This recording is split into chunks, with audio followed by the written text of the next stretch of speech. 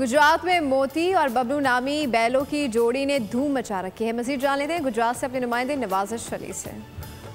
इस वक्त हम गुजरात की एक मवेशी मंडी में मौजूद हैं, जहां पर गुजरात में धूम मचाने वाली मोती और बबलू की जोड़ी जो है उसने कमाल ही कर दिया है। इस वक्त उसके मालिक हमारे साथ मौजूद हैं, उनसे जानते हैं कि इनका कितना वजन है। इस बबलू का जो वजन है वो 20 मन है और मोती का वजन जो है वो 16 मन है।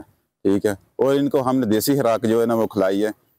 कनक का दलिया है, गन्नम का, और चोकर है, खाल है, ठीक है, मकई है, सरसों की खाल है, कनोला खाल है। ये चीज़ें जो है ना मिक्स करके हम इनको देते रहे हैं। ठीक है, और इनकी डिमांड जो है 70 लाख हम कर रहे हैं जी। जैसा कि बबलू और मोती के जो बैलों की जोड़ी है उसके मालिक बता रहे थे, इसको बड़े नाजू से हमने पाला है और इनको खरीदेगा भी वही जो इसका शौक रखता हो और वही इसका मोल जो है वो देगा।